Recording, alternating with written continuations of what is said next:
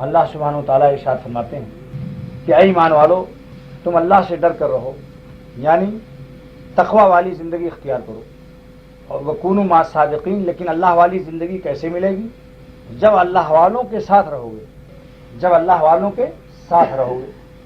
بزرگ کا شعر ہے کہ مجھے سہل ہو گئی منزلیں کہ ہوا کے رخ بھی بدل گئے، تیرا ہاتھ ہاتھ میں آ لگا تو چراغ راہ کے جل گئے۔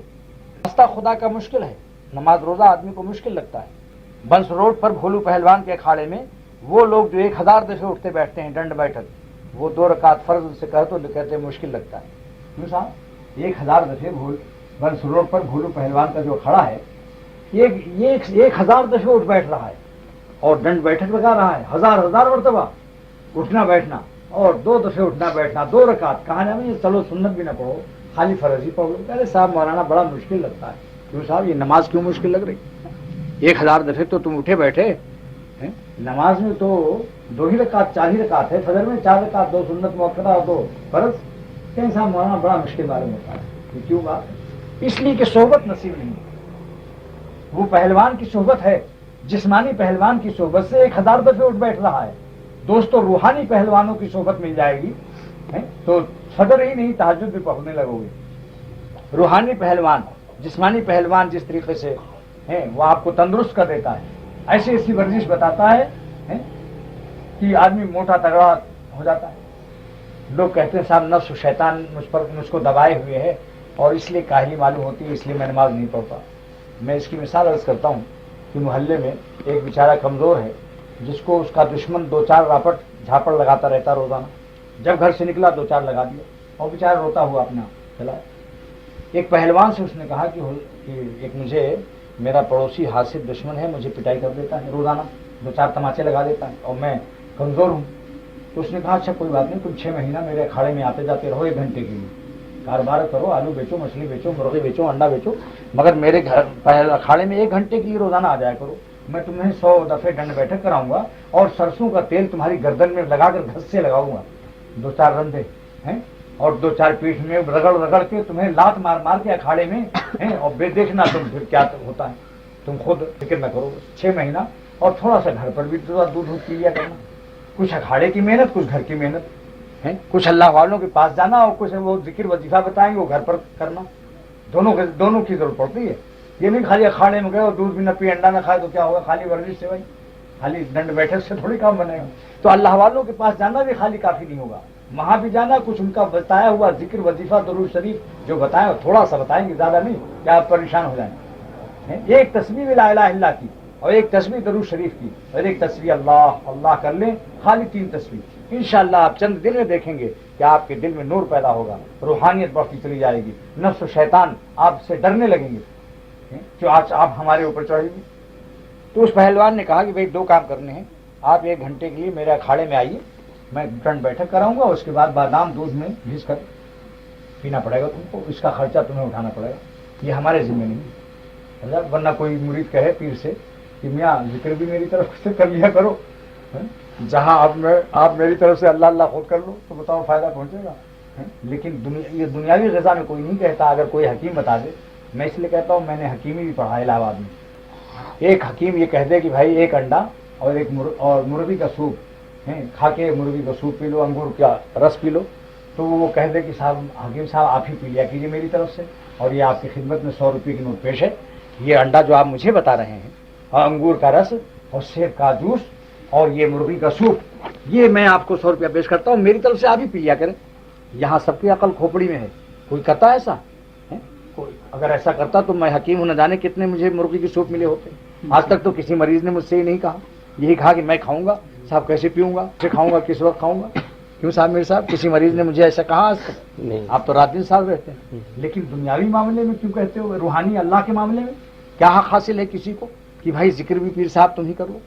ہاں فراڈیا پیر کر لے گا، کچھ 420 پیر بھی ہیں، وہ کہتے ہیں تم کو کچھ کرنے کی ضرورت نہیں، جنت کی فلاں کوارٹر میں نے الاٹ کر دیا ہے، تم کو نماز پڑھنے کی ضرورت نہیں، روزہ رکھنے کی، تمہاری طرف سے میں روزہ رکھ لوں گا، یہاں تک کہ تمہاری طرف سے پرسرات پر بھی چلوں گا، جو بال سے باریک اور تلوار سے تیز ہے، مگر میں تمہاری طرف سے چلوں گا، تم میرے کندھے پر بیٹھ جانا۔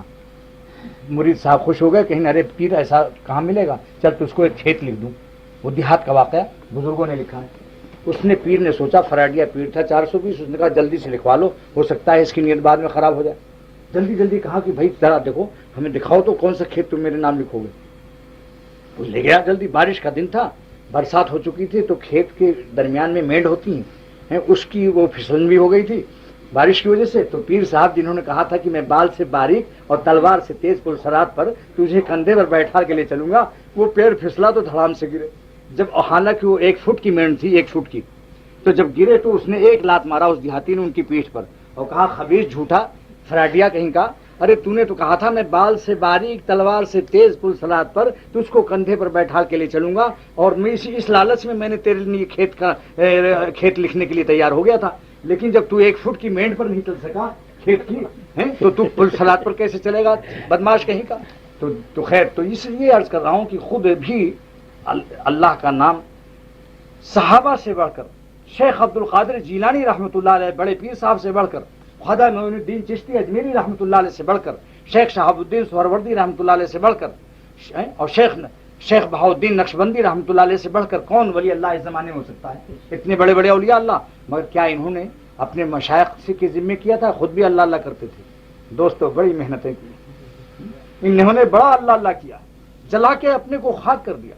بزرگوں نے کہا اس کے جرے تو کس نہ بسائے، جو اپنے کو جلاتا ہے اسی کا ایمان خوشبودار ہوتا ہے. کتنی کتنی عبادتیں، کتنی کتنی محنتیں کی. تو اس لیے روحانی معاملے میں بھی یہی کرنا پڑے گا کہ کچھ تھوڑا سا بزرگوں کے پاس جانا ہوتا ہے، پھر تھوڑا سا وظیفہ بتا دیتے ہیں کہ بھئی یہ میرے اکھاڑے میں آؤ، اللہ کچھ یہاں صحبت میں رہو، کچھ جا کر اپنے گھر میں بھی اللہ اللہ کرو. جو لوگ محروم ہیں وہ اس کی محرومی کی وجہ یہی ہے کہ بزرگوں سے تو ملتے ہیں مگر گھر پر کوئی روحانی غذا نہیں کھاتے، اسی لیے وہ کامیاب نہیں ہو پاتے.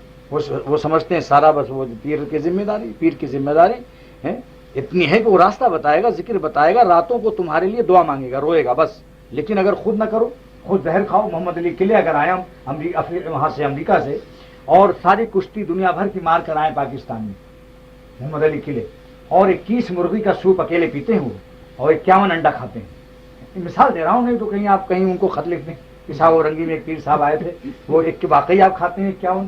بھائی میں اندازے کی بات کر رہا ہوں، نہیں تو آپ کل خط ہی لکھ دیں ان کو.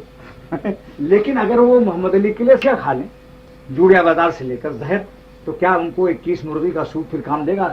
جیتیں گے یا ہاریں گے؟ ہار جائیں گے. تو دوستو اگر ہم اللہ اللہ بھی کریں لیکن ہم پرائی ماں بہنوں کو بری نظر سے دیکھیں، تاک جھانک کریں، ٹیڈیوں سے نظر لڑائیں، سینما اور VCR دیکھیں اور گناہوں میں مبتلا رہیں، افیون اور ہیروئن پئیں اور نشہ کریں، تو پھر بتاؤ اللہ کی ناراضگی کا زہر جب ہم کھائیں گے تو ہمارا ذکر کا وہ پورا اثر کیسے آئے گا بھائی؟ تو ولی اللہ بننے کے لیے، اللہ کا دوست بننے کے لیے دوستوں 2 چیزوں کی ضرورت پڑتی ہے.